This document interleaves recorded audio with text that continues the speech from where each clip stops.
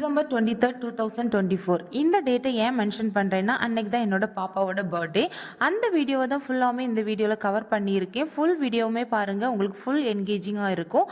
அன்னைக்கு முந்தின நாளே என்னோட அக்கா எல்லாருமே ஊர்லேருந்து வந்திருந்தாங்க. நிறைய பேருக்கு எக்ஸாம் கரெக்டாக 23rd அன்னைக்கு தான் முடிகிறதுனால ஆஃப்டர்நூன் மேலே தான் நிறைய கெஸ்ட்டுமே வந்திருந்தாங்க. குக்கிங் நாகர்கோயிலில் உள்ள சமையல் மாஸ்டர் தான் புக் பண்ணியிருந்தோம். முந்தின நாளே அத்தா கூட்டிகிட்டு வந்திருந்தாங்க. நைட்டு தூங்கிறதுக்கே 12 கிட்ட ஆகிடுச்சு. மார்னிங் திரும்ப 5 எழுப்பி விட்டுட்டாங்க. என்னதான் ஹெல்ப்புக்கு ஆள் இருந்தாலுமே வீட்டில் நம்ம கொஞ்சம் அரைச்சி கொடுக்குறது, இஞ்சி பூண்டு சதைச்சி கொடுக்குறது எல்லாமே நம்ம வேலை தான். அது தேங்க் காட் அக்கா எல்லா வேலையுமே ஃபுல்லாக அவள் தான் செஞ்சு கொடுத்தா. நான் எந்த வேலையுமே பண்ணலை. காலையில் எழும்பி குளித்து கிளம்புறது மட்டும்தான் நான் பண்ணிகிட்டு இருந்தேன். அக்கா தான் ஃபுல்லாக அத்தா எல்லாருமே நல்லா ஹெல்ப் பண்ணி கொடுத்துட்டு இருந்தாங்க. எனக்கு பாப்பாவுக்கு எல்லாத்துக்குமே ட்ரெஸ் ஸ்டிச் பண்ணி 3 டேஸ்க்கு முன்னாடியே வாங்கி வச்சுட்டேன். ஆனால் ஹஸ்பண்ட் மாலை போட்டிருந்ததுனால புது ட்ரெஸ் எதுவுமே எடுக்கக்கூடாதுன்னு சொல்லியிருந்தாங்க. அதனால் மலைக்கு போயிட்டு வந்த பிறகு முந்தின நாள் தான் பர்ச்சேஸ் பண்ண போயிருந்தோம். எனக்கும் பாப்பாவுக்கு க்ரீன் கலர் தான் டாப், அதுக்கு மேட்ச் ஆகுற மாதிரியான க்ரீன் கலர் ஷர்ட் தான் பார்த்தோம். அது கிறிஸ்மஸ் டைம்னால நிறைய சோல்ட் ஆகிடுச்சு. ஆப்ஷன்ஸ் எதுவுமே இல்லை. அதனால் 2-3 ஒரு 4-5 கடைக்கு போய் அலைஞ்சி கரெக்டாக வீட்டுக்கு வரும்போச்சில் 11 ஆகிடுச்சு. நான் வீட்டுக்கு வர்றதுக்கு முன்னாடி வீட்டில் ரிலேஷன்ஸ் எல்லாமே அவங்க வேலை எல்லாமே பார்த்துட்டு இருந்தாங்க. அது எனக்கு ரொம்ப ஹாப்பியாக இருந்துச்சு. அப்புறமா காலையில் 6 டெக்கரேஷன் பண்ணுறதுக்கு ஆட்கள் எல்லாமே வந்துட்டாங்க. அந்த வேலை எல்லாமே ஒரு 1 ஹவராக நடந்துகிட்டே இருந்துச்சு. இந்த கேப்பில் நானும் குளிச்சுட்டு பாப்பாவையும் காலையிலே வெந்நி போட்டு அவளையும் குளிப்பாட்டி சாப்பாடு நேரமாகவே ஊட்டி விட்டுலான்னு சொல்லிட்டு அவளுக்குமே ஊட்டி விட்டுட்டேன். நான் இந்த பர்த்டேக்கு என்ன சூஸ் பண்ணியிருந்தேன்னா ஒரு மாதிரி கவுன் மாதிரி பாப்பாக்கும் எனக்கு ஸ்டிச் பண்ணிவிட்டு அதுக்கு மேட்ச் ஆகிற மாதிரியான ட்ரெஸ் ஹஸ்பண்டுக்கு எடுத்துக்கலாம் அப்படின்னு சொல்லிட்டு தான் பிளான் பண்ணியிருந்தோம். ஆக்சுவலாக ஏதோ வேறு ஏதோ ஒரு ட்ரெஸ் எடுக்கிறதுக்காக வேண்டி தான் கடைக்கு போயிருந்தோம். இந்த சாரியை பார்த்துட்டு ஹஸ்பண்ட் சொன்னாங்க, இந்த சாரி எடு, உனக்கு ரொம்ப சூப்பராக இருக்கும்.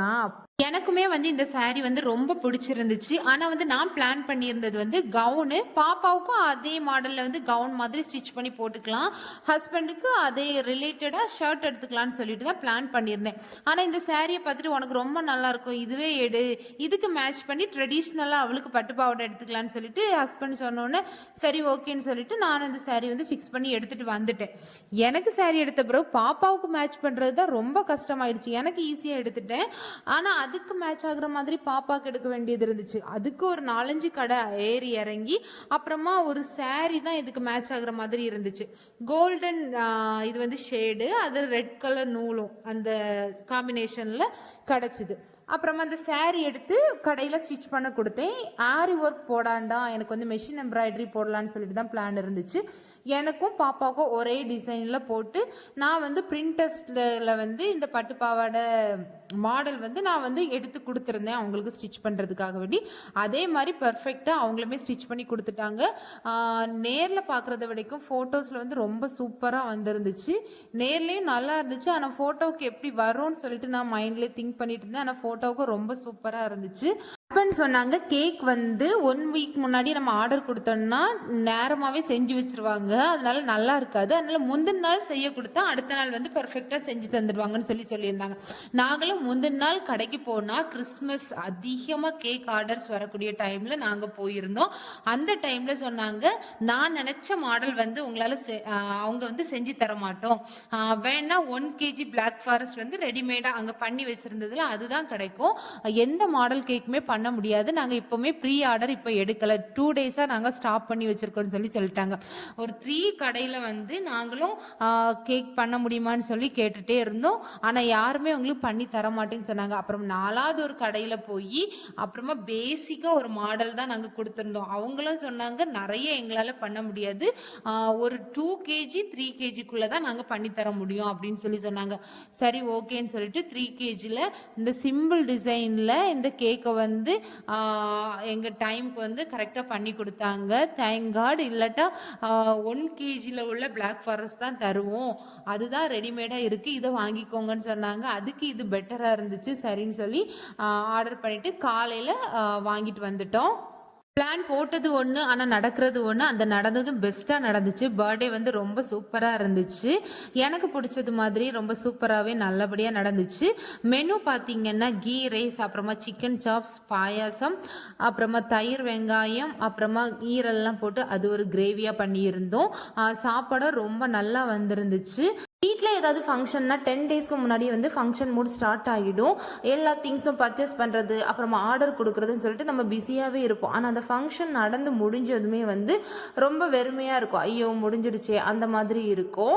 நம்ம எதிர்பார்க்காதவங்க திடீர்னால வந்து நம்மளை சர்ப்ரைஸ் பண்ணால் எப்படி இருக்கும், அந்த மாதிரி தான் அண்ணனுக்கு வந்து லீவ் கிடைக்கல. அதனால் அண்ணியுமே வந்து ரொம்ப ஃபீல் பண்ணாங்க, வர முடியல. அதனால் நெக்ஸ்ட் வீக் வந்து அண்ணன் வந்தப்புறம் எல்லாரும் சேர்ந்து வந்து வர்றோம் அப்படின்னு சொல்லிட்டு சொன்னாங்க. சரின்னு சொல்லிட்டு நான் வந்து என்னோடய ஃபங்க்ஷன்லேயே பார்த்துட்டே இருந்தேன். ஆனால் கரெக்டாக பாப்பா கேக் கட் பண்ணி முடிஞ்சதுமே 12 வந்து அண்ணி அண்ணி அண்ணனோட பையனை கூட்டிகிட்டு வந்திருந்தாங்க. எனக்கு ரொம்ப ஹாப்பியாக இருந்துச்சு. நம்ம வந்து எக்ஸ்பெக்ட் பண்ணியிருக்க மாட்டோம், வருவாங்கன்னு தெரியும். ஆனால் அந்த டைமில் எக்ஸ்பெக்ட் பண்ணலை. ஆனால் கரெக்டாக வந்து எனக்கு சர்ப்ரைஸ் பண்ணாங்க. அவ்வளோதான். இந்த மாதிரிப்பட்ட குட்டி குட்டி மொமெண்ட்ஸ் எல்லாமே இந்த பர்த்டேயில் நடந்துச்சு. ரொம்ப ஹாப்பியாக இருந்துச்சு. என்னோட சேனல் பிடிச்சிருந்தா மறக்காமல் சப்ஸ்கிரைப் பண்ணுங்கள். இந்த வீடியோ பிடிச்சிருந்தா கண்டிப்பாக ஒரு தம்ஸ் அப் கொடுங்க. தொடர்ந்து என்னோட வீடியோஸுக்கு சப்போர்ட் பண்ணுங்கள். அவ்வளோதான். என் நெக்ஸ்ட் வீடியோவில் பார்ப்போம். பாய்.